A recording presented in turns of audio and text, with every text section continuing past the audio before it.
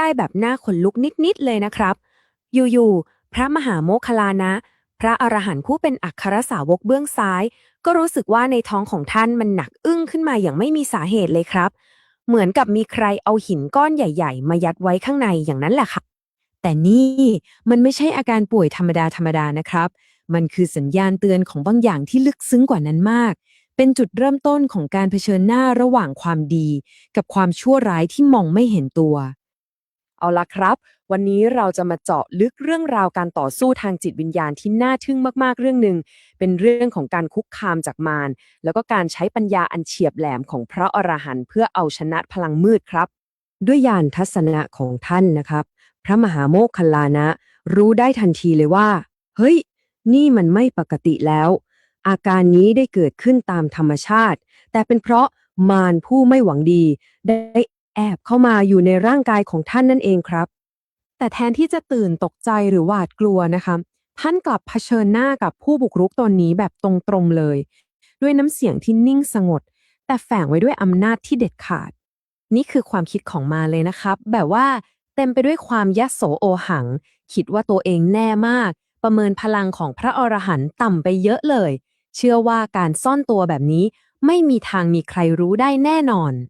แล้วพระมหาโมคคัลลานะก็ตอบกลับด้วยประโยคเดียวที่เหมือนกับตบหน้ามารฉาดใหญ่เลยครับท่านแสดงให้เห็นเลยว่าท่านรู้ทันหมดทุกอย่างแม้กระทั่งความคิดในใจของมัน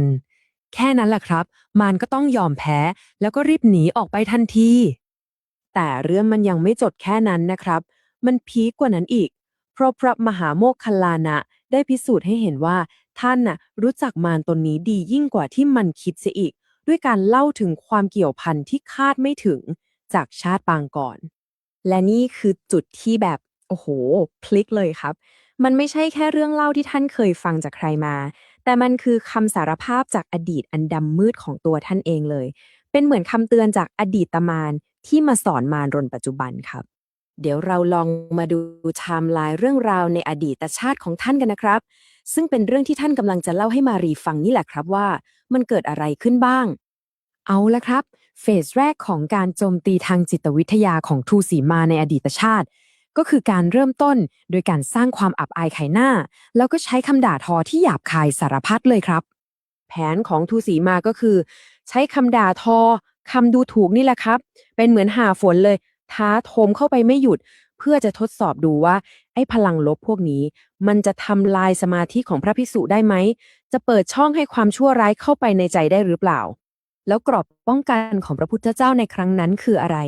เรียบง่ายแต่ทรงพลังมากครับ นั่นคือเมตตา พระพุทธเจ้ากักุสันทะสอนให้สาวกตอบโต้ความเกลียดชังไม่ใช่ด้วยความโกรธแต่ด้วยความรักความปรารถนาดีที่แผ่ไปให้ทุกคนแบบไม่มีประมาณพอวิธีแรกไม่ได้ผลทูสีก็เลยพลิกเกมเลยครับไปใช้วิธีที่มันแยบยลกว่าแล้วก็อาจจะอันตรายกว่าด้วยซ้ำ นั่นก็คือการใช้คำสรรเสริญเยินยอ ในตารางนี้จะเห็นภาพชัดเลยนะครับ คือมารเนี่ยมันฉลาดมาก มันใช้ทั้งแง่ลบและแง่บวกเป็นอาวุธได้หมดเลย ในขณะที่พระพุทธองค์ก็จะมีเกราะป้องกันทางใจที่แตกต่างกันออกไปสำหรับแต่ละรูปแบบการโจมตี แล้ววิธีแก้พิษจากคำสรรเสริญล่ะครับ คือมันอาจจะทำให้เราหลงตัวเองได้ใช่ไหมครับ พระพุทธองค์ก็เลยสอนให้มองความจริงของโลก ให้พิจารณาว่าร่างกาย อาหารหรือโลกนี้ จริงๆแล้วมันไม่มีอะไรสวยงามจีรังยั่งยืนเลย ทุกอย่างมันไม่เที่ยง เพื่อทำลายความยึดติดลงไป พอทำอะไรไม่ได้แล้ว ก็เหมือนกับจนตรอกนะครับ ทูซีมาเลยหันไปใช้ไม้ตายสุดท้าย นั่นคือความรุนแรงทางกายภาพ ตรงนี้แหละครับคือจุดแตกหักเลย การลงมือทำร้ายพระอรหันต์โดยตรง มันคือการข้ามเส้นที่ห้ามข้าม และมีผลกรรมที่รุนแรงแบบสุดๆเลยครับ พระพุทธเจ้ากักุสันทะไม่ต้องตรัสอะไรเลยครับ ไม่ต้องมีคำพูดแม้แต่คำเดียว แค่ทอดพระเนตรมองเท่านั้น การกระทำนั้นก็ถูกรับรู้ และชะตากรรมของทูตสีมาก็ถูกตัดสินในทันที และแค่เพียงแวบเดียวนั่นเองครับ ผลลัพธ์มันเกิดขึ้นแบบฉับพลันและเด็ดขาดเลย เป็นผลโดยตรงจากความอาฆาตพยาบาทของตัวเองล้วนๆ พระมหาโมคคัลลานะเล่าต่อว่าตอนที่ท่านเป็นทูซีเนี่ยต้องไปทนทุกข์ทรมานอยู่ในมหานรกนานถึง10,000 ปีเลยนะครับ โดยมีร่างกายเป็นคนแต่ว่ามีหัวเป็นปลาเป็นการชดใช้กรรมที่น่าสยดสยองมากทีนี้พอกลับมาที่ปัจจุบันเรื่องเล่าจากประสบการณ์ตรงของพระมหาโมคคัลลานะก็จบลงมันคือคำเตือนที่ชัดเจนและน่ากลัวมากๆเกี่ยวกับผลลัพธ์ของความชั่วร้ายพอได้ฟังเรื่องราวทั้งหมดได้รู้ว่าอะไรกำลังรอตัวเองอยู่ข้างหน้ามาราธอนนั้นก็คือกลัวจนตัวสั่นเลยครับแล้วก็หายวับไปทันทีเรื่องเล่าของท่านกลายเป็นอาวุธที่ทรงพลังที่สุดความจริงสามารถขับไล่ความมืดออกไปได้เรื่องนี้ก็เลยให้ข้อคิดที่ชัดเจนมากๆเลยนะครับ 1. คือการทำร้ายผู้มีคุณธรรมสูงย่อมนำความพินาศมาให้ตัวเอง 2. คือมารจริงๆแล้วก็คืออุปสรรคในใจเรานี่เองและ 3. คือยาถอนพิษอย่างเมตตาและการมองเห็นความไม่เที่ยงยังคงเป็นเครื่องมือที่ใช้ได้ผลเสมอมาครับทีนี้ก็มาถึงคำถามสุดท้ายที่น่าคิดนะครับเรื่องราวในอดีตนี้มันสะท้อนมาถึงชีวิตเราในปัจจุบันได้เลยว่าในยุคสมัยของเราเนี่ยระหว่างคำด่ากับคำชมอะไรกันแน่ที่เป็นบททดสอบที่รับมือได้ยากกว่ากันสำหรับคนส่วนใหญ่ลองเก็บไปคิดกันดูนะครับ สวัสดีครับวันนี้เราจะมาคุยกันถึงเรื่องการปะทะกันทางความคิดครั้งสำคัญที่เรียกได้ว่าสะเทือนไปทั้งจักรวาลเลยทีเดียวครับเป็นเรื่องราวจากในพรหมนิมันตนิกสูตรนะครับว่าด้วยการโต้วาทีระหว่างองค์สมเด็จพระสัมมาสัมพุทธเจ้ากับมหาพรหมองค์หนึ่งที่ทรงอานุภาพมากแต่มีความเชื่ออย่างสุดใจเลยว่าโลกของท่านเนี่ยเป็นนิรันดร์ไม่มีวันเสื่อมสลาย เอาละครับเรามาเริ่มกันที่จุดศูนย์กลางของเรื่องนี้เลยนะนี่คือคำประกาศของท้าวมหาพรหมที่ชื่อว่าพกพรหมครับท่านบอกว่าพรหมสถานนี้เที่ยงยั่งยืนมั่นคงไม่มีทางสลัดออกจากทุกที่ไหนจะยิ่งใหญ่ไปกว่านี้อีกแล้วคือท่านเชื่อมั่นแบบสุดๆไปเลยนะครับว่าภพภูมิที่ท่านอยู่เนี่ยมันเพอร์เฟกต์มันคือที่สุดแล้วไม่มีอะไรดีกว่านี้อีกแล้ว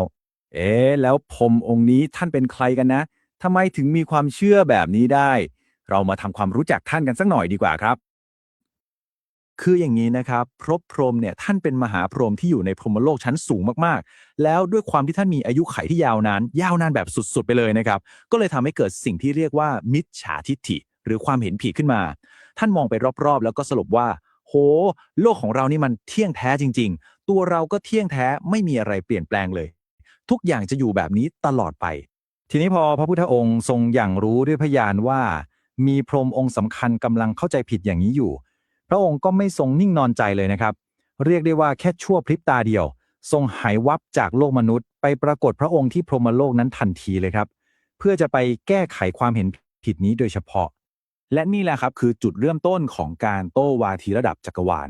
พอพบพรหมเห็นพระพุทธเจ้าก็กล่าวต้อนรับแล้วก็ยืนยันความคิดเดิมของท่านเลยว่าที่นี่เที่ยงที่นี่มั่นคงแต่พระพุทธเจ้าตัดแย้งไปตรงๆเลยครับว่าท่านกำลังพูดถึงสิ่งที่ไม่เที่ยงว่าเที่ยงนะ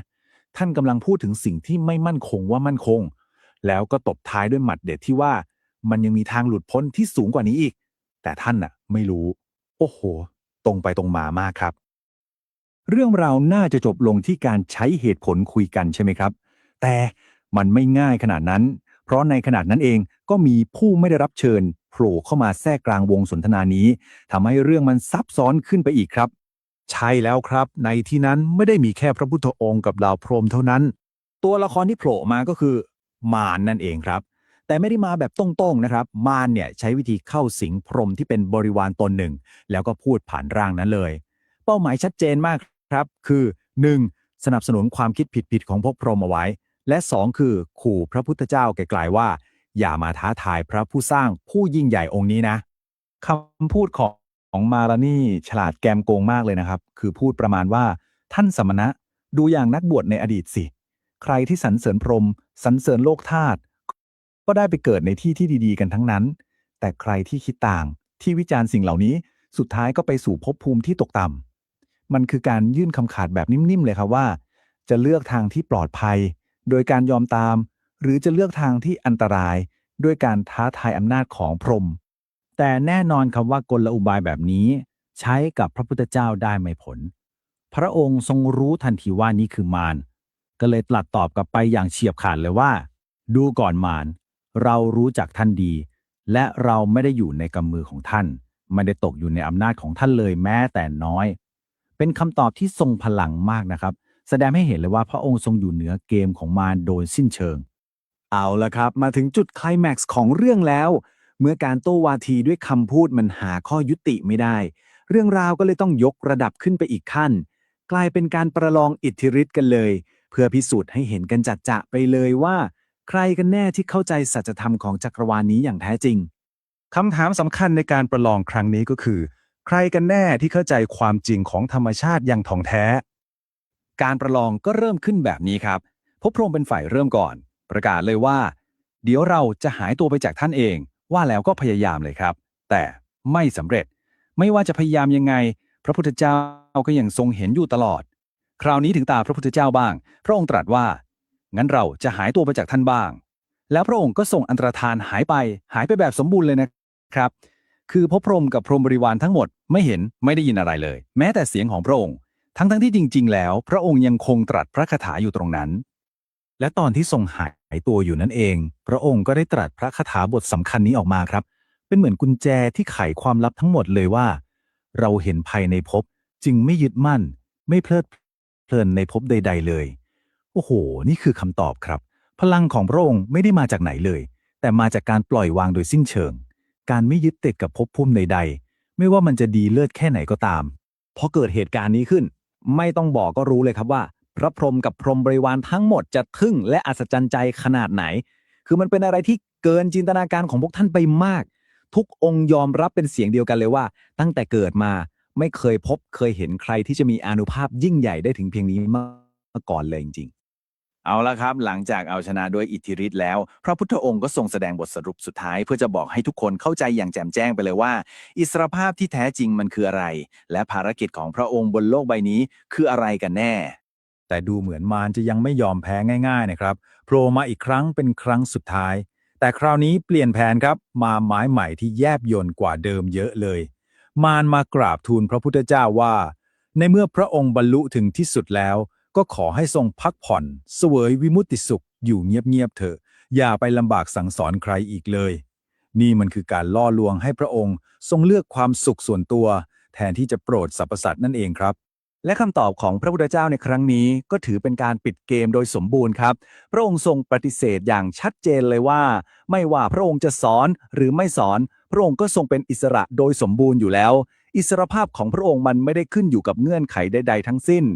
และพระองค์ก็ทรงให้อุปมาที่ทรงพลังมากๆครับท่านเปรียบว่าอิสรภาพของพระองค์เนี่ยมันเหมือนกับต้นตาลที่ถูกขุดขึ้นมาทั้งรากทั้งโคนแล้วมันไม่มีทางจะงอกกลับขึ้นมาได้อีกแล้วฉันใดก็ฉันนั้นพระองค์ทรงถอนรากเหง้าของทุกสิ่งทั้งการเกิดใหม่ความทุกข์ความยึดมั่นถือมั่นทุกอย่างถูกทำลายลงจนสิ้นซากแล้วเรื่องราวการโต้วาทีระดับจักรวาลนี้ก็จบลงตรงนี้แหละนะครับแต่ทิ้งคำถามที่น่าสนใจมากๆไว้ให้เราได้คิดตามลองกลับมามองดูในใจของเราเองสิครับว่าเรามีพรหมโลกส่วนตัวแบบไหนอยู่หรือเปล่ามีความเชื่อความคิดหรือความยึดมั่นอะไรไหมที่เราคิดว่ามันเที่ยงแท้มันมั่นคงไม่เปลี่ยนแปลงเหมือนที่ผู้พรหมเคยเชื่อแล้วเราจะเอาบทเรียนจากเรื่องนี้มาใช้เตือนสติตัวเองในชีวิตประจำวันได้อย่างไรบ้างอันนี้น่าคิดนะครับเรื่องของการโต้เถียงกันเนี่ยนะครับไม่ว่าจะเป็นในครอบครัวที่ทำงานหรือแม้แต่ในโลกออนไลน์ดูเหมือนจะเป็นเรื่องปกติในชีวิตเราไปแล้วแต่จะเป็นยังไงครับถ้ามันมีคู่มือจากสมัยโบราณที่สามารถสอนวิธีจัดการกับความขัดแย้งที่ดูเหมือนจะรุนแรงที่สุดได้เอาละครับวันนี้เราจะมาเจาะลึกถึงภูมิปัญญาที่ว่านี้กันใช้หอกคือปากทิ่มแทงกันอยู่โหเป็นคำเปรียบเปรยที่เห็นภาพแล้วก็ทรงพลังมากๆเลยนะครับมันทำให้เรารู้สึกได้เลยว่าบางทีคำพูดของคนเราเนี่ยมันคมยิ่งกว่าอาวุธจริงๆซะอีกสามารถทิ่มแทงเข้าไปในใจของกันและกันได้เลยซึ่งคำพูดนี้แหละครับมาจากเรื่องเล่าในสมัยโบราณเกี่ยวกับความขัดแย้งที่มันลุกลามบานปลายจนควบคุมไม่อยู่เรื่องราวที่เราจะมาสำรวจกันในวันนี้เนี่ยนะครับก็จะแบ่งออกเป็น5ส่วนหลักๆด้วยกันครับเราจะเริ่มตั้งแต่จุดเริ่มต้นของสงครามน้ำลายครั้งนี้ไปดูที่รากของปัญหาจริงๆแล้วมาดูวิธีการวินิจฉัยวิธีการแก้ไขและสุดท้ายคือเราจะเอาบทเรียนทั้งหมดเนี่ยมาปรับใช้กับชีวิตในยุคปัจจุบันของเราได้ยังไงเอาล่ะครับเรื่องทั้งหมดเนี่ยมันเริ่มต้นที่เมืองหนึ่งที่ชื่อว่าโกสัมพีที่นี่นะครับครั้งหนึ่งเคยเป็นชุมชนของพระภิกษุที่สงบสุขมากๆเลยแต่แล้ววันหนึ่งความสงบสุขนั้นก็พังทลายลงครับเพียงเพราะการโต้เถียงกันในเรื่องเล็กน้อยที่มันบานปลายไปเรื่อยๆจนกลายเป็นเหมือนสงครามย่อมๆเลยลองนึกภาพตามนะครับ คือสถานการณ์มันรุนแรงถึงขั้นที่ว่าแบ่งข้างกันชัดเจนเลยครับใครพวกใครไม่คุยกันไม่มองหน้ากันไม่มีการยอมความหรือประนีประนอมใดๆทั้งสิ้นชุมชนที่เคยเข้มแข็งและสามัคคีกันกลับแตกสลายลงไปต่อหน้าต่อตาเลยครับทีเนี้ยพอเรื่องมันไปถึงพระพุทธเจ้าใช่ไหมครับสิ่งที่พระองค์ทำเนี่ยน่าสนใจมากเลยคือพระองค์ไม่ได้เข้ามาแล้วชี้เลยว่าเธอผิดเธอถูกไม่ใช่แบบนั้นเลยครับแต่พระองค์ทรงทำเหมือนเป็นหมอเก่งๆคนหนึ่งเลยที่ต้องหาสาเหตุที่แท้จริงของโรคให้เจอต้องไปดูให้ถึงรากของปัญหาเลยว่าอะไรกันแน่ที่ทำให้พวกเขาทะเลาะกันไม่เลิกราขนาดนี้และนี่แหละครับคือคำถามที่เปลี่ยนเกมไปเลยคำถามของพระองค์เรียบง่ายมากนะครับคือพระองค์ไม่ได้ถามเลยว่าเรื่องราวเป็นยังไงใครเริ่มก่อนใครทำอะไรแต่ทรงถามถึงสิ่งที่อยู่ข้างในคือคุณภาพของจิตใจของแต่ละคนในตอนที่กำลังโต้เถียงกันอยู่นั่นแหละครับ และคำตอบที่ได้กลับมาก็คือไม่เลยทุกคนยอมรับแบบตรงไปตรงมาเลยครับว่าในช่วงเวลาที่กำลังสาดคำพูดใส่กันอย่างดุเดือดเนี่ยความเมตตาความปรารถนาดีต่อกันมันไม่มีเหลืออยู่เลยและการยอมรับความจริงตรงนี้แหละครับคือก้าวแรกที่สำคัญที่สุดที่จะนำไปสู่การแก้ไขปัญหาทีนี้พอมาดูตารางนี้ก็จะยิ่งเห็นภาพชัดขึ้นไปอีกเลยนะครับคือถ้าเราดูฝั่งซ้ายเนี่ยเราจะเห็นพฤติกรรมที่แสดงออกมา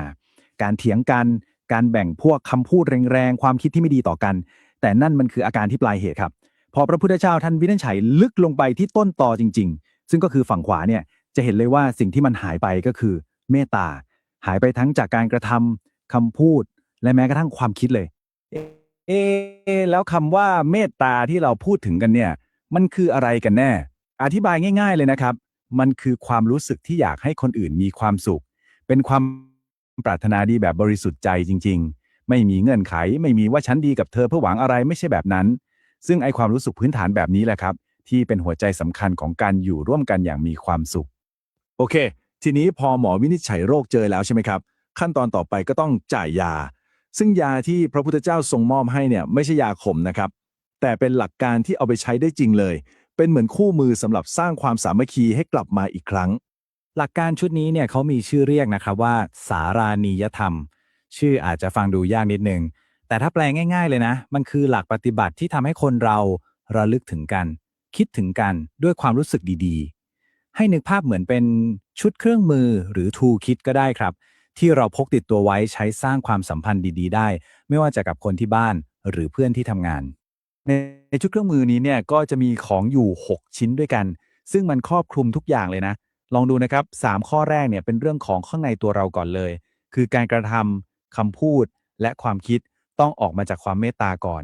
พอข้างในเราดีแล้ว3ข้อหลังก็จะเป็นเรื่องของการปฏิบัติร่วมกับคนอื่นคือการแบ่งปันกันการมีกติการ่วมกันและข้อสุดท้ายที่สำคัญมากคือการมีเป้าหมายหรือมีภาพอนาคตที่มองไปทางเดียวกันแล้วที่สำคัญมากเลยนะครับคือหลัก6ข้อนี้มันไม่ใช่แค่ทฤษฎีสวยหรูที่เอาไว้อ่านแล้วก็จบไปไม่ใช่เลยแต่มันคือการลงมือทำครับมันคือแอคชั่นที่ต้องทำจริงๆเหมือนเราจะสร้างสะพานข้ามแม่น้ำนะครับทุกคนต้องมาช่วยกันคนละไม้คนละมือสะพานแห่งความสัมพันธ์มันถึงจะแข็งแรงแล้วก็ไม่พังลงมาง่ายๆเอาล่ะครับทีนี้ในบรรดาเครื่องมือ6ชิ้นที่เราว่าไปเมื่อกี้นี้มันมีอยู่ชิ้นหนึ่งครับที่เป็นเหมือนหัวหน้าเป็นเหมือนไอเทมชิ้นที่สำคัญที่สุดมันทำหน้าที่เหมือนเป็นเสาเอกของบ้านเลยคือเป็นแกนหลักที่ยึดทุกอย่างเอาไว้ด้วยกันถ้าขาดเสาต้นนี้ไปนะบ้านทั้งหลังก็อยู่ไม่ได้ครับพังลงมาแน่ๆพระพุทธเจ้าท่านก็เลยเปรียบเทียบไว้น่าสนใจมากครับท่านบอกว่าหลักการข้อนี้มันก็เหมือนกับยอดจั่วของหลังคาบ้านนั่นแหละที่มันทำหน้าที่ยึดโครงสร้างทั้งหมดเอาไว้ถ้าไม่มีไอ้ยอดตรงนี้ชิ้นส่วนอื่นๆที่ประกอบกันขึ้นมาก็อาจจะไม่มีความหมายเลยไอ้เสาเอกต้นนี้หรือหลักการข้อสุดท้ายที่ว่าเนี่ยก็คือสิ่งที่เรียกว่าทิฏฐิครับหรือถ้าให้เข้าใจง่ายๆเลยก็คือการมีความเห็นหรือมีเป้าหมายใหญ่ที่ตรงกันพูดอีกอย่างก็คือทุกคนในทีมมองไปที่ภาพเดียวกันมีวิชั่นร่วมกันนั่นแหละครับมันเหมือนเป็นเข็มทิศของกลุ่มที่คอยบอกว่าเฮ้ยเรากำลังจะเดินไปทางนี้นะแม้ว่าระหว่างทางเราอาจจะเดินสะดุดหรือเถียงกันบ้างเรื่องเล็กๆน้อยๆแต่สุดท้ายปลายทางเราคือที่เดียวกันเพราะฉะนั้นการมีเป้าหมายร่วมกันเนี่ยมันเลยสำคัญสุดๆไปเลยมันไม่ใช่ว่าเราต้องเห็นด้วยกันทุกเรื่องเป๊ะๆนะครับไม่ใช่แบบนั้นแต่มันคือการที่เราทุกคนยึดมั่นในภาพใหญ่ภาพเดียวกันยึดเป้าหมายสูงสุดเอาไว้มันเลยเป็นเหมือนกาวชั้นดีเลยครับที่คอยเชื่อมทุกคนเอาไว้ด้วยกันไม่ให้ทีมแตกหรือเดินหลงทิศหลงทางไปเอาล่ะครับมาถึงช่วงสุดท้าย ที่สำคัญมาก แล้วเรื่องทั้งหมดที่เล่ามาเรื่องของพระที่เมืองโกสัมพีเมื่อ 2,000 กว่าปีที่แล้ว มันจะมาเกี่ยวอะไรกับชีวิตเราในยุคนี้ มันจะมาช่วยแก้ปัญหาที่เราทะเลาะกับแฟน หรือมีปัญหากับเพื่อนที่ทำงานได้ยังไง เดี๋ยวเรามาดูกันครับ บทเรียนสำคัญที่เราได้จากเรื่องนี้เลยก็คือ หลักการสร้างความสามัคคีที่ว่ามาทั้งหมดเนี่ยมันเป็นอะไรที่อมตะจริงๆครับมันเหนือการเวลาไม่ว่าจะเป็นปัญหาในครอบครัวความขัดแย้งในที่ทำงาน หรือแม้แต่ในสังคมใหญ่ๆชุดเครื่องมือ6ชิ้นนี้เราสามารถหยิบมาปรับใช้ได้เสมอเลย เพื่อสร้างความสงบสุขให้เกิดขึ้น สุดท้ายนี้ก็มีคำถามหนึ่งที่อยากจะฝากให้ทุกคนลองกลับไปถามใจตัวเองดูนะครับลองนึกถึงครั้งล่าสุดที่เราทะเลาะกับใครสักคนสิครับไม่ว่าจะเป็นเรื่องเล็กน้อยแค่ไหนก็ตาม แล้วลองถามตัวเองดูว่าเครื่องมือชิ้นไหนใน6ชิ้นนี้ที่เราเผลอทำหล่นหายไปเป็นชิ้นแรกเป็นการกระทำที่ดีต่อกันหรือเปล่าหรือเป็นคำพูดดีๆหรือบางทีอาจจะเป็นแค่ความคิดดีๆที่มีต่อกันที่มันหายไปก่อนเพื่อนเลยบางทีนะครับแค่การหาคำตอบให้กับคำถามนี้ได้ก็อาจจะเป็นจุดเริ่มต้นที่ดีที่จะทำให้การโต้เถียงครั้งหน้าไม่จบลงแบบเดิมอีกต่อไปก็ได้ครับ เคยสงสัยกันไหมครับว่าเวลาที่เราจะเลือกเชื่อใจใครสักคนหนึ่งเนี่ยเราจะทำยังไงได้บ้างไม่ว่าคนนั้นจะเป็นครูที่ปรึกษาหรือคนที่เรามองเป็นต้นแบบวันนี้เราจะลองย้อนเวลากลับไปหาคำตอบกันครับจากแหล่งที่อาจจะคาดไม่ถึงเลยนั่นก็คือคู่มือการคัดเลือกครูบาอาจารย์ฉบับของพระพุทธเจ้าคือในยุคที่ข้อมูลมันท่วมไปหมดเลยใช่ไหมครับมีตัวเชี่ยวชาญมีโค้ชมีกูรูเต็มไปหมดคำถามสำคัญมันก็เลยวนกลับมาที่ว่าท่ามกลางเสียงทั้งหมดเนี่ยเราจะรู้ได้ยังไงล่ะว่าใครคือคนที่น่าเชื่อถือจริงๆแต่เชื่อไหมครับว่าคำตอบของเรื่องนี้อาจจะซ่อนอยู่ในคัมภีร์โบราณที่มีอายุกว่า 2,500 ปีที่ชื่อว่าวีมังสกสูตรซึ่งต้องบอกว่าให้หลักการที่คมคายมากและก็ยังใช้ได้ผลดีอย่างไม่น่าเชื่อในโลกยุคปัจจุบันของเราเลยครับและนี่คือขั้นตอนการสืบสวนที่เราจะมาไล่เรียงกันไปทีละข้อนะครับเริ่มตั้งแต่การได้รับคำเชิญที่น่าทึ่งมากๆแล้วก็ไปเรียนรู้วิธีการสังเกตค่อยๆค้นหาแก่นแท้ของความบริสุทธิ์ไปจนถึงบททดสอบสุดหินและท้ายที่สุดเลยก็คือการค้นพบศรัทธาที่ไม่ได้เกิดจากความงมงายแต่เกิดจากปัญญาที่เห็นแจ้งครับเอาละครับมาเริ่มกันที่ด่านแรกเลยซึ่งเป็นจุดที่ผมว่ามันน่าทึ่งที่สุดจุดหนึ่งเลยนะนั่นก็คือการเชื้อเชิญให้ตรวจสอบคือแทนที่จะบอกให้เชื่อทันทีพระพุทธเจ้ากลับบอกให้เราเริ่มต้นด้วยความสงสัยก่อนในพระสูตรนี้เนี่ยไม่ได้ต้องการให้เราเป็นแค่ผู้ฟังนะครับแต่ให้เราสวมบทบาทของวีมังสกะซึ่งแปลตรงๆก็คือนักสืบสวนครับเป็นผู้ที่ต้องตั้งคำถามต้องพิจารณาอย่างรอบด้านไม่ใช่แค่คนที่พยักหน้าและก็เชื่อตามๆกันไปและนี่คือจุดที่สำคัญมากจริงๆครับพระพุทธเจ้าตรัสด้วยพระองค์เองเลยว่าภิกษุผู้ตรวจสอบพึงพิจารณาตรวจสอบตถาคตเพื่อทราบว่าตถาคตเป็นพระสัมมาสัมพุทธเจ้าหรือไม่โอ้โหนี่มันไม่ใช่การเรียกร้องศรัทธาแบบหลับหูหลับตาเชื่อเลยนะครับแต่มันคือการเชื้อเชิญให้พิสูจน์ด้วยตัวเองแล้วการเป็นนักสืบสวนเนี่ยต้องเริ่มจากตรงไหนล่ะพระสูตรก็ไม่ได้ทิ้งให้เราสงสัยนะครับแต่ได้วางเครื่องมือชิ้นแรกไว้ให้เราแล้วนั่นก็คือการสังเกต2ทางหลักการพื้นฐานมันง่ายมากๆเลยครับคือสังเกตด้วยตาและฟังด้วยหูพูดง่ายๆก็คือดูว่าการกระทำของเขาเนี่ยมันตรงกับคำพูดหรือเปล่าสังเกตทุกอย่างที่มองเห็นแล้วก็รับฟังทุกอย่างที่ได้ยินครับทีนี้พอเรารวบรวมข้อมูลด้วยตากับหูมาแล้วใช่ไหมครับก็ถึงเวลาวิเคราะห์หลักฐานกันแล้วครับขั้นตอนนี้ก็คือการกลั่นกรองเพื่อค้นหาความบริสุทธิ์ที่เป็นของจริงกระบวนการวิเคราะห์นี้เป็นระบบมากๆเลยนะครับเราจะเริ่มจากการมองหาสิ่งที่ไม่ดีหรือที่เรียกว่าธรรมที่เศร้าหมองก่อนเลยจากนั้นก็ค่อยๆดูว่ามีอะไรที่มันปนกันอยู่บ้างไหมคือทั้งดีและไม่ดีและสุดท้ายคือการมองหาคุณงามความดีที่บริสุทธิ์หรือธรรมที่ผ่องแผ้วอย่างแท้จริงแต่ที่สำคัญไปกว่านั้นอีกพระสูตรยังตั้งคำถามต่อไปอีกว่าไอ้ความบริสุทธิ์ผ่องแผ้วที่ว่าเนี่ยมันเกิดขึ้นอย่างสม่ำเสมอมาตลอดหรือเปล่าเพราะว่าคุณธรรมของจริงเนี่ยมันจะฉายชัดผ่านความคงเส้นคงวาครับไม่ใช่แค่การแสดงออกแป๊บๆประเดี๋ยวประเดาเอาละครับตอนนี้การตรวจสอบจะเข้มข้นขึ้นไปอีกระดับหนึ่งแล้วเราจะนำครูคนนั้นมาทดสอบกับสิ่งที่อาจจะเคยทำลายคนดีๆมานักต่อนนักแล้วนั่นก็คือบททดสอบแห่งชื่อเสียงพระสูตรให้เราตั้งคำถามที่จี้ใจดำมากๆเลยครับว่าพอมีชื่อเสียงโด่งดังแล้วเขาเปลี่ยนไปไหมมีข้อบกพร่องอะไรปรากฏขึ้นมาบ้างหรือเปล่าเพราะว่าชื่อเสียงลาภยศนี่แหละครับคือบทพิสูจน์คุณธรรมชั้นดีเลยทีเดียวและผลลัพธ์ที่เรามองหาก็คือ ครูบาอาจารย์ที่เป็นของจริงเนี่ยจะยังคงเหมือนเดิม แม้ว่าจะมีชื่อเสียงโด่งดัง ท่านจะยังคงสงบปราศจากความกลัว แล้วก็ไม่ได้ถูกความอยากได้อยากมีทางโลกมาครอบงำได้ จนถึงตอนนี้เนี่ยการสืบสวนของเราส่วนใหญ่จะเป็นการเฝ้าดูจากภายนอกใช่ไหมครับแต่ในขั้นต่อไปเนี่ยเราต้องเปลี่ยนจากการสังเกตการณ์มาเป็นการมีส่วนร่วมโดยตรง เพื่อที่เราจะเข้าถึงคำสอนที่มันลึกซึ้งยิ่งขึ้น ในขั้นตอนนี้แหละครับเราจะต้องเข้าไปหาครูบาอาจารย์ท่านนั้น แล้วก็ตั้งคำถามโดยตรงเลย เพื่อยืนยันสิ่งที่เราสังเกตมาทั้งหมด แล้วก็เพื่อเปิดประตูไปสู่ความเข้าใจที่มันลึกซึ้งกว่าเดิม และนี่คือรางวัลของการสืบสวนครับเมื่อเราเข้าไปหาด้วยความจริงใจ ครูผู้รู้จริงก็จะเปิดเผยคำสอนที่ลึกซึ้งยิ่งขึ้นให้เราฟังทั้งด้านมืดแล้วก็ด้านสว่างของความเป็นจริงเลยนะทำให้เราเห็นภาพทั้งหมดไม่ใช่แค่ด้านใดด้านหนึ่งและจุดที่สำคัญที่สุดเลยก็คือพระสูตรเน้นมากๆครับว่าความเชื่อมั่นที่แท้จริงเนี่ยมันไม่ได้มาจากการบอกเล่าของใครทั้งนั้นแต่เกิดจากประสบการณ์ตรงของเราเองหรือที่เรียกว่าการรู้ยิ่งซึ่งธรรมก็คือการเข้าใจและเห็นแจ้งด้วยตัวเองจริงๆหลังจากที่เราผ่านทุกขั้นตอนของการสืบสวนมาอย่างถี่ถ้วนแล้วในที่สุดเราก็เดินทางมาถึงบทสรุปของกระบวนการทั้งหมดนี้ครับนั่นก็คือศรัทธาจากปัญญาคือคำว่าศรัทธาในบริบทนี้นะครับไม่ได้หมายถึงความเชื่อแบบงมงายเลยแต่มันคือความเชื่อมั่นที่ตั้งอยู่บนเหตุผลและปัญญาที่ประจักษ์แจ้งหรือมีทัศนะเป็นมูลซึ่งมันเกิดขึ้นจากการที่เราตรวจสอบและพิสูจน์ด้วยหลักฐานมาอย่างดีแล้วนั่นเองพระสูตรได้สรุปเอาไว้ได้ทรงพลังมากๆครับว่าศรัทธานี้ตั้งมั่นแล้วมีมูลมีที่อาศัยมั่นคงซึ่งสมณพราหมณ์เทวดามารพรหมหรือใครๆในโลกไม่พึงให้หวั่นไหวได้เป็นความเชื่อมั่นที่หนักแน่นมากแล้วก็ไม่คลอนแคลนอีกต่อไปจะเห็นได้เลยนะครับว่านี่ไม่ใช่แค่เรื่องของการเลือกครูบาอาจารย์แต่เป็นกระบวนการคิดเชิงวิพากษ์ที่ทรงคุณค่ามากๆคำถามสุดท้ายที่อยากจะทิ้งท้ายไว้ให้ได้คิดกันก็คือในชีวิตของเราทุกวันนี้มีสิ่งใดบ้างที่มันสำคัญพอที่จะให้เราตรวจสอบอย่างจริงจังและลึกซึ้งในระดับนี้ เคยรู้สึกกันไหมครับว่าทำไมนะยิ่งเราพยายามไขว่คว้าหาความสุขมากเท่าไหร่ผลลัพธ์มันกลับกลายเป็นความทุกข์ซะได้วันนี้เราจะมาลองถอดรหัสคำสอนโบราณที่มีอายุกว่า 2,500 ปีซึ่งมอบกรอบความคิดที่เรียบง่ายแต่ทรงพลังมากๆเพื่อช่วยให้เราเข้าใจตัวเองและตัดสินใจเรื่องต่างๆในชีวิตประจำวันได้ดีขึ้นครับเอาละครับเรื่องมันเริ่มจากคำถามใหญ่ๆข้อนี้เลย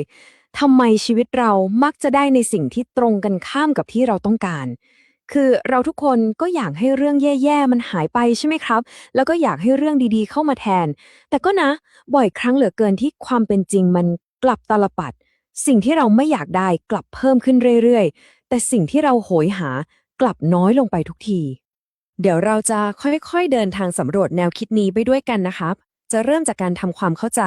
ความขัดแย้งในใจของเราก่อน จากนั้นจะไปขุดให้ลึกถึงรากของความทุกข์ แล้วไปเจอกับกรอบการตัดสินใจ4เส้นทางที่บอกเลยว่าน่าทึ่งมากๆ แล้วค่อยปิดท้ายด้วยการเลือกหนทางสู่ความสุขที่ยั่งยืนกันครับ มาเริ่มกันที่หัวข้อแรกเลยครับ ความขัดแย้งที่มันเป็นเหมือนแบบสภาวะพื้นฐานของมนุษย์เราทุกคนเลยก็ว่าได้ครับ ไม่ว่าใครก็ต้องเคยเจอ ในคัมภีร์โบราณเนี่ยเขาชี้ให้เห็นความจริงข้อนี้แบบคมคายมากๆเลยครับเขาว่าโดยมากสรรพสัตว์ทั้งหลายปรารถนาให้สิ่งที่ไม่ดีหายไป และสิ่งที่ดีเพิ่มขึ้น แต่ผลลัพธ์กลับตรงกันข้ามเสมอโหฟังแล้วมันจี๊ดเลยใช่ไหมครับเหมือนพูดแทนใจเราเลยเนี่ยแหละครับจุดเริ่มต้นของปัญหาทั้งหมด แล้วที่นี้ต้นตอของปัญหานี้มันมาจากไหนล่ะคำสอนนี้บอกชัดเลยครับว่ามันไม่ใช่เรื่องดวงหรือโชคชะตาอะไรเลย แต่มันคือการที่เราขาดความเข้าใจในเหตุและผลของการกระทำของตัวเองต่างหากไอ้สิ่งที่เราขาดไปเนี่ยเขาเรียกว่าวิชาหรือปัญญาอย่างรู้ครับซึ่งฟังดูอาจจะยิ่งใหญ่แต่จริงๆแล้วมันไม่ใช่เรื่องลึกลับอะไรเลยนะมันคือปัญญาที่รู้ว่าการกระทำแบบไหนควรทำแบบไหนควรเลิกโดยดูจากผลลัพธ์จริงๆของมันไม่ใช่ดูจากอารมณ์ชั่ววูบพอมาเทียบกันแบบนี้โอ้โหมันต่างกันคนละขั้วเลยครับ คือถ้าไม่มีปัญญาก็เหมือนคนตาบอดคลำทางอะครับเลือกทำในสิ่งที่ดูเพลินๆเหมือนจะดีแต่สุดท้ายพาเราไปเจอทางตันเจอแต่ความทุกข์แต่พอมีปัญญาปุ๊บเหมือนมีไฟฉายเลยครับเราจะเห็นเลยว่าทางไหนมันถูกทางทางไหนนำไปสู่ความสุขที่แท้จริงแล้วสิ่งดีๆมันก็จะงอกงามขึ้นมาในชีวิตเราเองเอาละครับและนี่คือไฮไลท์ของเรื่องนี้เลยเป็นเหมือนแผนที่ชีวิต4เส้นทาง ที่จะบอกเราได้เลยว่าการตัดสินใจของเราจะพาเราไปเจอกับอะไร คือทุกอย่างที่เราทำเนี่ยนะครับมันจะถูกจัดอยู่ใน4หมวดนี้แหละดูจากผลลัพธ์ในปัจจุบันกับอนาคตก็จะมีแบบแย่ทั้งตอนนี้และตอนหน้าดีตอนนี้แต่ไปแย่ทีหลังลำบากตอนนี้แต่ไปสบายทีหลังแล้วก็สุดท้ายที่ดีที่สุดคือดีทั้งตอนนี้และดีต่อไปในอนาคตด้วยซึ่งเดี๋ยวเราจะมาเจาะลึก2ทางที่คนเราพลาดกันบ่อยที่สุดครับมาเริ่มกันที่เส้นทางที่2กันก่อนเลยเพราะอันนี้แหละครับคือกับดักที่คนส่วนใหญ่ตกลงไปบ่อยที่สุด ทางแห่งความสุขระยะสั้น หรือที่เขาเปรียบเปรยได้เจ็บมากว่าน้ำผึ้งอาบยาพิษ ลองนึกภาพตามนะครับ มีถ้วยทองเหลืองสวยๆ ในนั้นมีน้ำหวานที่แบบโอ้โห ทั้งสีทั้งกลิ่นทั้งรสชาติ มันช่างเย้ายวนใจเหลือเกิน แต่ในนั้นน่ะมันแอบผสมยาพิษร้ายแรงเอาไว้ พอเราดื่มเข้าไป ตอนแรกมันก็หวานอร่อยดีอยู่หรอก แต่สุดท้ายมันคือความทุกข์ทรมานแสนสาหัส นี่แหละครับภาพของเส้นทางนี้ใช่เลยครับนี่คือเส้นทางของสุขตอนนี้แต่ทุกข์ทีหลังมันคือการกระทำที่ให้ความสุขแบบทันทีทันใดเลยนะอย่างเช่นการตามใจป่ากินของอร่อยๆหรือการนั่งไถมือถือดูโซเชียลไปเรื่อยๆเปื่อยคือมันเพลินไงครับแต่มันกลับสร้างปัญหาระยะยาวไม่ว่าจะเป็นเรื่องสุขภาพหรือการเสียเวลาชีวิตไปเปล่าๆทีนี้เราลองมาดูทางที่ตรงกันข้ามเป๊ะๆกันบ้าง เส้นทางที่ต้องอาศัยความพยายามหรือที่เขาเปรียบเทียบว่าเป็นยาขมแต่รักษาโรคได้โอเคคำเปรียบเทียบอันนี้อาจจะฟังดูไม่ค่อยน่าฟังเท่าไหร่นะครับแต่ว่ามันตรงและจริงใจมากๆนั่นก็คือยาที่หมักด้วยของเน่าคือแค่ฟังก็อีแล้วใช่ไหมครับทั้งสีทั้งกลิ่นทั้งรสชาติมันคงแย่มากๆแต่ถ้าเราฝืนใจกล้ำกลืนมันลงไปได้สุดท้าย มันกลับช่วยรักษาเราให้หายจากโรคภัยไข้เจ็บทำให้เรากลับมาแข็งแรงได้ นี่แหละครับเส้นทางของทุกตอนนี้แต่สุขที่หลัง มันคือการทำอะไรที่มันยากๆลำบากในตอนนี้เนี่ยแหละครับ อย่างเช่นการลุกไปออกกำลังกายหนักๆหรือการตั้งใจเรียนรู้ทักษะใหม่ๆที่มันท้าทาย คือตอนทำมันเหนื่อยมันท้อแต่ผลลัพธ์ในอนาคตน่ะโอ้โหมันคุ้มค่ามหาศาลเลย มาถึงช่วงท้ายๆกันแล้วครับ เดี๋ยวเราจะมาเก็บตกอีก2เส้นทางที่เหลือ เพื่อที่จะได้เห็นภาพรวมทั้งหมด และเป้าหมายสูงสุด นั่นก็คือหนทางสู่ความสุขที่แท้จริงสำหรับเส้นทางแรก อันนี้ชัดเจนที่สุดเลยครับ เขาเปรียบเหมือนน้ำเต้าขมผสมยาพิษ คือแค่กินก็ขมแล้ว ผลที่ตามมาก็มีแต่ความทุกข์ทรมานอีก เป็นอะไรที่เจ็บปวดทั้งปัจจุบันและอนาคต ซึ่งแน่นอนครับว่าคงไม่มีใครอยากเลือกทางนี้ และแล้วก็มาถึงเส้นทางในอุดมคติครับ เส้นทางที่ 4เขาเปรียบเทียบได้น่ากินมากเหมือนกับนมส้มน้ำผึ้งเนยใสแล้วก็น้ำอ้อยผสมเข้าด้วยกัน คือเป็นส่วนผสมที่แบบดูดีหอมอร่อย และพอกินเข้าไปแล้ว ยังทำให้ร่างกายแข็งแรงมีความสุขอีกต่างหาก ใช่เลยครับ นี่คือบทสรุปของเส้นทางที่ดีที่สุด การเลือกทำในสิ่งที่มันดีต่อใจเราในตอนนี้ และยังส่งผลดีอย่างยั่งยืนต่อไปในอนาคตด้วย การที่เราสามารถเลือกเดินในเส้นทางที่ 4 นี้ได้เนี่ยนะครับ มันก็เปรียบด้วยกับดวงอาทิตย์ที่ส่องสว่างในท้องฟ้าที่แจ่มใส มันปัดเป่าความมืดมิดออกไปจนหมด เหลือไว้แต่ความสว่างไสวนำมาซึ่งความชัดเจน และความสุขที่แท้จริงในชีวิต และคำถามสุดท้ายที่อยากจะฝากไว้ให้ลองกลับไปคิดกันดูนะครับ ก็คือในแต่ละวันในทุกๆการตัดสินใจของเรา เรากำลังเลือกดื่มอะไรอยู่ เป็นน้ำผึ้งอาบยาพิษ หรือเป็นยาขมที่รักษาโรค หรือว่าเป็นส่วนผสมชั้นเลิศ เพราะคำตอบของคำถามนี้เนี่ยแหละครับ อาจจะเป็นตัวกำหนดทิศทางความสุขทั้งชีวิตของเราได้เลย สวัสดีครับเราจะมาเจาะลึกหลักคำสอนโบราณจากจูลธรรมสมาทานสูตรกันนะครับซึ่งจะเป็นเหมือนแนวทางให้เราได้เข้าใจว่าการเลือกและการกระทำของเราในวันนี้เนี่ยมันจะไปกำหนดอนาคตของเราได้ยังไงเคยสงสัยกันไหมครับว่าการกระทำของเราวันนี้เนี่ยมันไปกำหนดความสุขในวันพรุ่งนี้ได้ยังไงกันนะนี่แหละครับคือคำถามสำคัญที่เป็นหัวใจของเรื่องราวที่เราจะมาคุยกันในวันนี้เลยก่อนอื่นเลย คำสำคัญที่เราต้องเข้าใจตรงกันก่อนก็คือคำว่าธรรมะสมาทานหรือการสมาทานธรรมครับมันคืออะไร มันก็คือข้อปฏิบัติหรือวิถีชีวิตที่เราเลือกเองเลยครับแบบมีสติว่าจะยึดถือแล้วก็ดำเนินชีวิตตามแนวทางนั้นพูดง่ายๆเลยก็คือมันเป็นทางเลือกพื้นฐานที่เราตัดสินใจว่าจะใช้ชีวิตของเราอย่างไงนั่นเองครับและนี่ก็คือภาพรวมที่เราจะมาเจาะลึกกันนะครับเราจะเริ่มจากภาพใหญ่ก่อนเลยก็คือ4ทางเลือก4ชะตาชีวิตจากนั้นเราจะค่อยๆเดินทางไปทีละเส้นทางเลยครับทั้งหนทางแห่งยาพิษเคลือบน้ำผึ้งหนทางแห่งความเจ็บปวดหนทางสู่ความสงบสุขแล้วก็สุดท้ายเลยคือหนทางแห่งความสุขเกษมครับเอาละครับเรามาเริ่มกันที่แนวคิดหลักกันก่อนเลยนะนั่นก็คือทุกๆการเลือกของเราเนี่ยมันจะถูกจัดอยู่ใน1ใน4รูปแบบนี้แหละครับซึ่งแต่ละรูปแบบนะก็จะมีผลลัพธ์ต่อชีวิตความเป็นอยู่ของเราที่ค่อนข้างจะคาดเดาได้เลยลองนึกภาพตามแบบนี้นะครับว่าทุกการกระทำของเราเนี่ยมันเหมือนกับการโยนหินลงไปในน้ำแล้วมันก็สร้างแรงกระเพื่อมออกมาแรงกระเพื่อมบางอย่างมันอาจจะทำให้เรารู้สึกดีในตอนนี้แต่ผลร้ายอาจจะตามมาทีหลังในขณะที่บางอย่างอาจจะเจ็บปวดมากในตอนนี้แต่กลับนำความสุขมาให้ในอนาคตนี่แหละครับคือความขัดแย้งที่น่าสนใจระหว่างความรู้สึกในปัจจุบันกับผลที่จะตามมาในอนาคต เอาล่ะครับงั้นเรามาเจาะลึกกันที่เส้นทางแรกกันเลยดีกว่าซึ่งเป็นเส้นทางที่อืมเราอาจจะคุ้นเคยกันดีเลยในยุคสมัยนี้เส้นทางนี้ก็คือเส้นทางแห่งความสุขในปัจจุบันแต่มีทุกข์เป็นผลในอนาคตหรือก็คือการเลือกหาความสุขระยะสั้นที่สุดท้ายแล้วเนี่ยมันจะนำไปสู่ความทุกข์ทรมานที่ยาวนานกว่าเดิมมากเลยครับเหมือนกับการดูซีรีส์แบบรวดเดียวจบทั้งคืนหรือการไถฟีดโซเชียลมีเดียไปเรื่อยๆตอนนั้นเนี่ยมันสนุกมากเลยใช่ไหมครับแต่ผลที่ตามมาก็คือความเหนื่อยล้าในวันถัดไปนั่นเองคนที่กำลังเดินอยู่บนเส้นทางนี้เนี่ยส่วนใหญ่มักจะมีความคิดว่าในกามทั้งหลายไม่มีโทษหรอกแล้วก็เชื่อว่าการได้สัมผัสสิ่งที่มันนุ่มนวลน่าพอใจเนี่ยแหละคือความสุขโดยที่ไม่ได้ตระหนักเลยว่ามันมีภัยในอนาคตซ่อนอยู่สิ่งที่น่าสนใจมากในพระสูตรเนี่ยคือท่านมีอุปมาเรื่องเถาวัลย์รัดต้นไม้ครับคือเรื่องมันมีอยู่ว่ามีเมล็ดของเถาวัลย์เนี่ยตกลงไปที่โคนต้นสาละใหญ่เทวดาที่สถิตอยู่ในต้นไม้ก็หวาดกลัวมากแต่เพื่อนๆก็ปลอบว่าโอ้ยอย่ากังวลไปเลยตอนที่เถาวัลย์มันเริ่มงอกใหม่ๆนะครับสัมผัสของมันหนักอ่อนนุ่มแล้วก็น่าพอใจมากแต่สุดท้ายเถาวัลย์นั้นก็เติบโตขึ้นเรื่อยๆเลื้อยพันจนทำลายต้นไม้ใหญ่ทั้งต้นในที่สุดเรื่องนี้ก็ไม่ต่างอะไรกับต้นสาลาเลยครับคือคนที่หลงระเริงอยู่กับความสุขแค่ชั่วครั้งชั่วคราวเนี่ยสุดท้ายแล้วก็จะเจอกับความทุกข์ทรมานแสนสาหัสแล้วก็ความเสียใจซึ่งเป็นผลโดยตรงมาจากการกระทำของตัวเองนั่นแหละครับ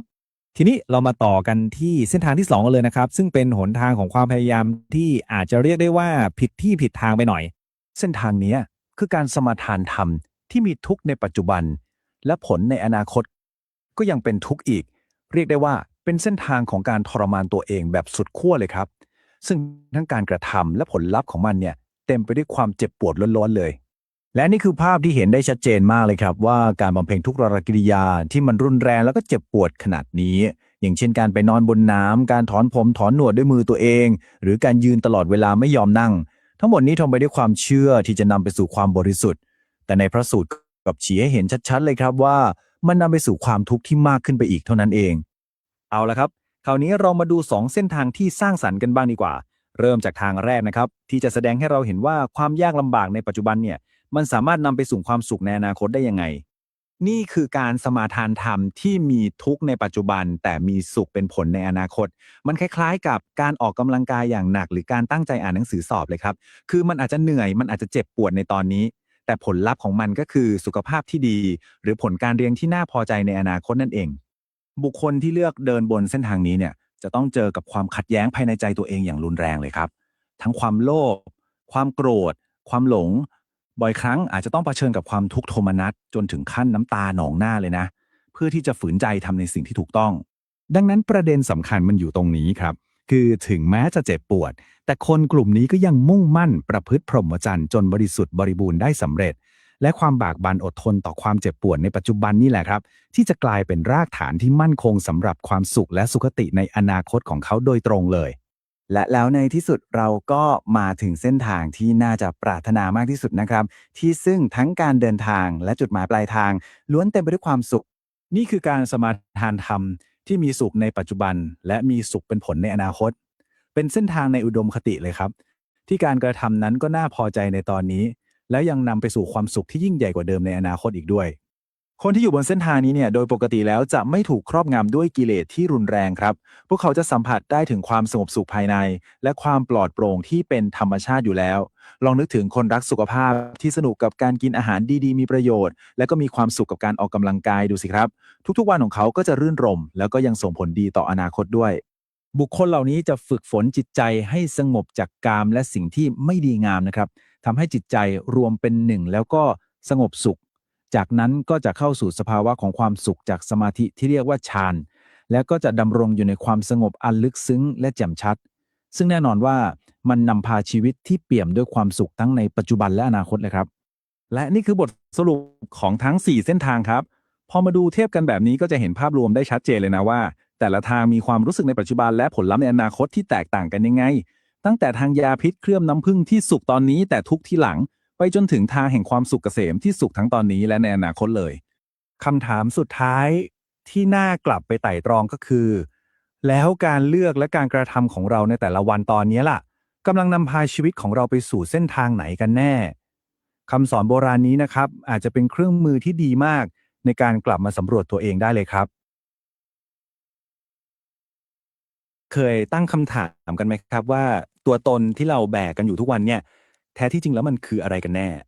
เรื่องนี้น่าสนใจมากนะครับ เพราะว่าในบทสนทนาธรรมโบราณเรื่องหนึ่งมีการเจาะลึกคำถามนี้แบบถึงแก่นเลย เป็นการพูดคุยกันระหว่างอุบาสกท่านหนึ่งชื่อว่าวิสาขะกับภิกษุณีผู้มีปัญญาเฉียบแหลมที่ชื่อว่าธรรมทินนา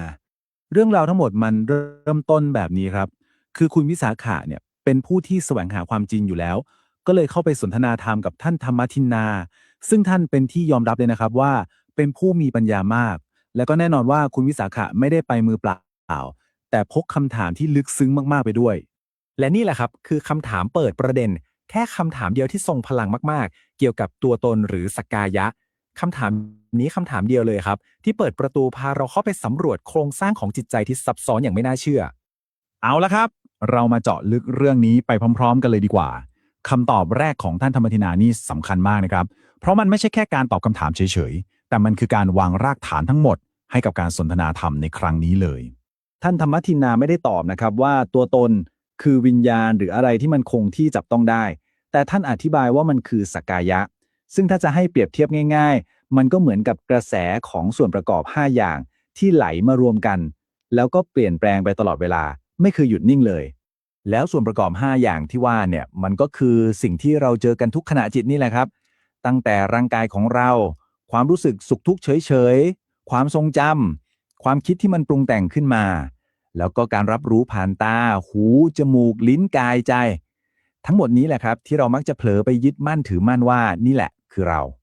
พอได้ฟังแบบนี้แล้วคำถามต่อไปมันก็ผุดขึ้นมาในหัวเลยใช่ไหมครับอ้าวถ้าตัวตนมันเป็นแค่การรวมตัวกันของส่วนประกอบพวกนี้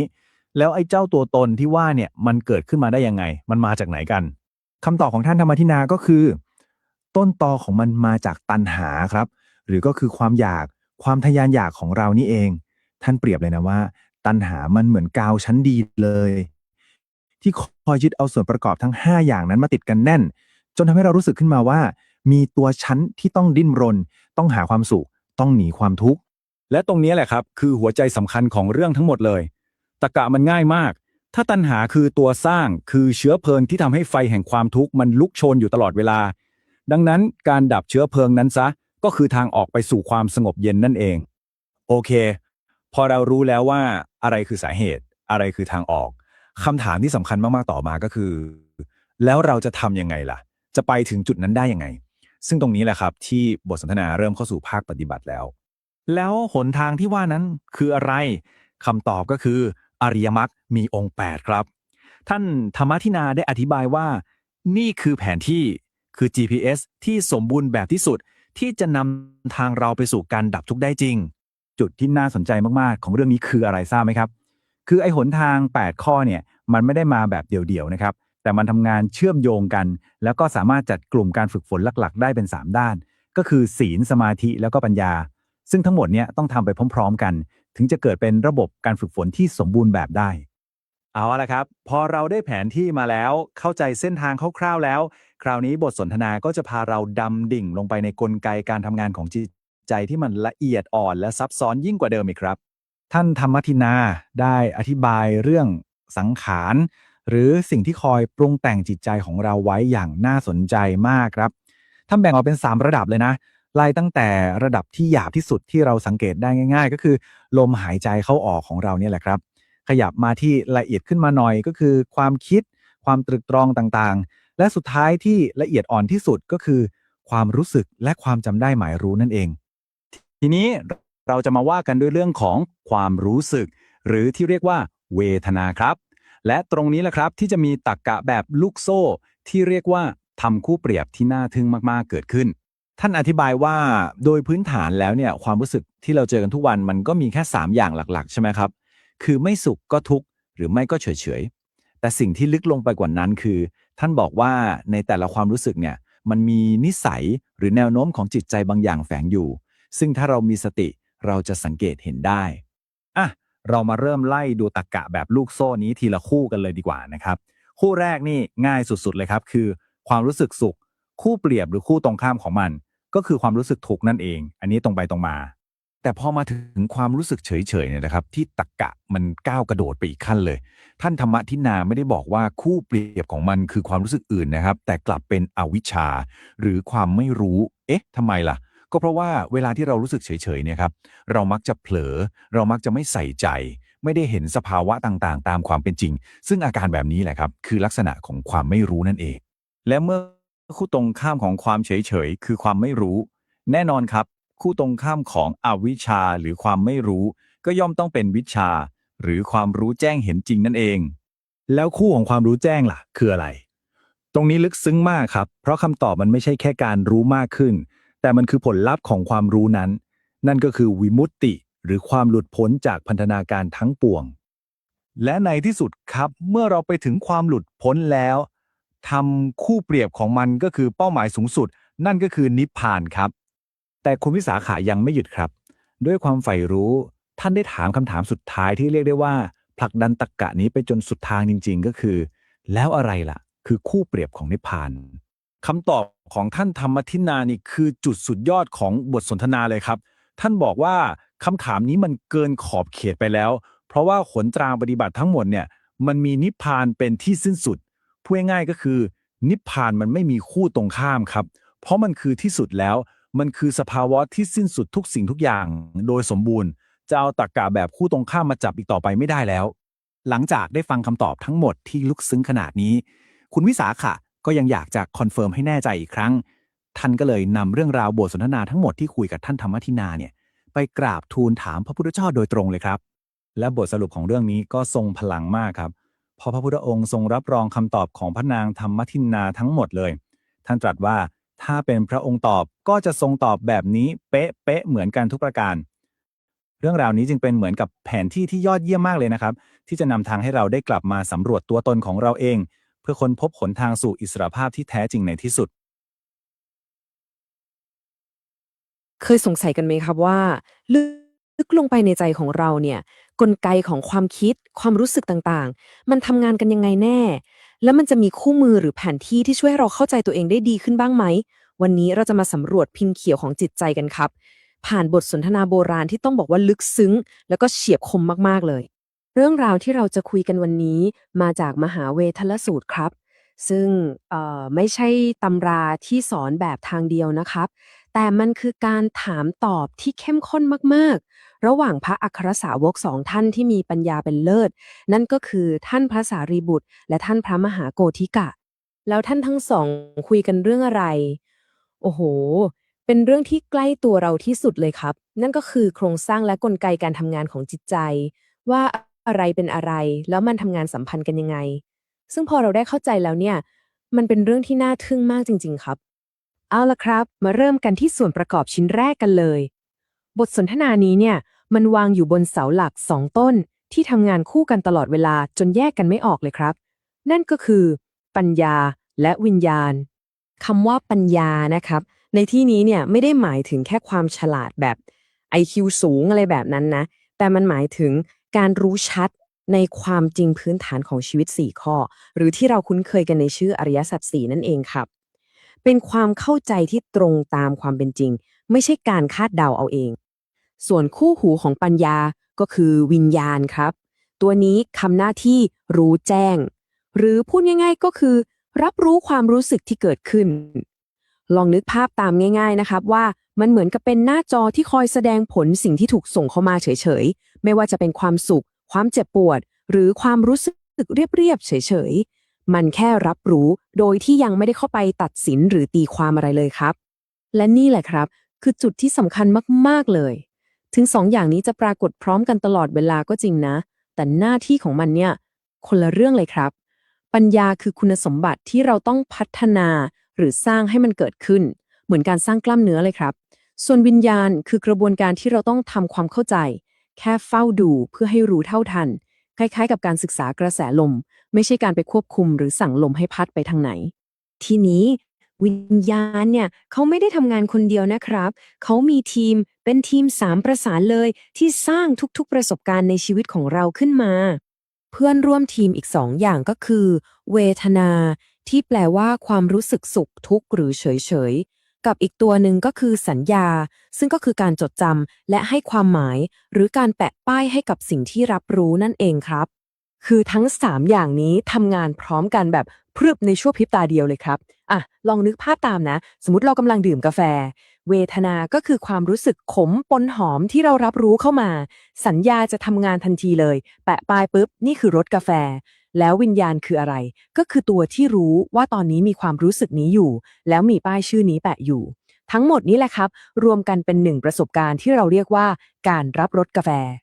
พอเราเข้าใจส่วนประกอบต่างๆแล้วเนี่ยคำถามต่อมาก็คือแล้วเราจะเริ่มพัฒนาปัญญาหรือความเห็นที่ถูกต้องที่เรียกว่าสัมมาทิฏฐิเนี่ยจะเริ่มจากตรงไหนดีล่ะโอ้โห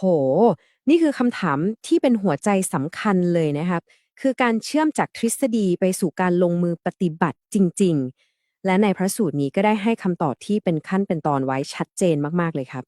หนทางสู่ปัญญามี2สเต็ปที่ต้องทำควบคู่กันไปนะครับ1คือปรโตโคสะพูดง่ายๆก็คือการรับฟังข้อมูลจากข้างนอกเหมือนเราได้สูตรอาหารเด็ดๆมาจากเชฟมือหนึ่ง2คือโยนิโสมนสิการคือการเอาสูตรนั้นมาลองทำในครัวของเราเองมาลองผิดลองถูกปรุงรสจนเข้าใจอย่างแท้จริงก็คือเรียนรู้จากข้างนอกแล้วมาตกผลึกที่ข้างในครับเอาละครับจากตรงนี้ไปเนี่ยเราจะดำดิ่งลงไปในส่วนที่ลึกซึ้งแล้วก็น่าทึ่งยิ่งขึ้นของบทสนทนานี้กันครับเป็นการสำรวจเส้นแบ่งบางๆระหว่างสภาวะที่มีชีวิตกับไม่มีชีวิตในพระสูตรเปรียบเทียบความสัมพันธ์ระหว่างอายุหรือพลังชีวิตกับไออุ่นในร่างกายได้แบบเห็นภาพชัดมากๆเลยครับว่ามันต้องอาศัยซึ่งกันและกันเหมือนเปลวไฟกับแสงสว่างของตะเกียงเลยที่ไหนมีเปลวไฟที่นั่นก็ย่อมมีแสงสว่างมันแยกจากกันไม่ได้จริงๆครับและเมื่อความตายมาถึงพระสูตรก็ระบุชัดเจนเลยครับว่ามี3สิ่งที่จะดับไปพร้อมกันนั่นก็คือพลังชีวิตไออุ่นและวิญญาณพอองค์ประกอบเหล่านี้หายไปร่างกายที่เหลืออยู่ก็ไม่ต่างอะไรกับท่อนไม้ที่ไร้การรับรู้ใดๆทั้งสิ้นจุดนี้คือแบบโอ้โห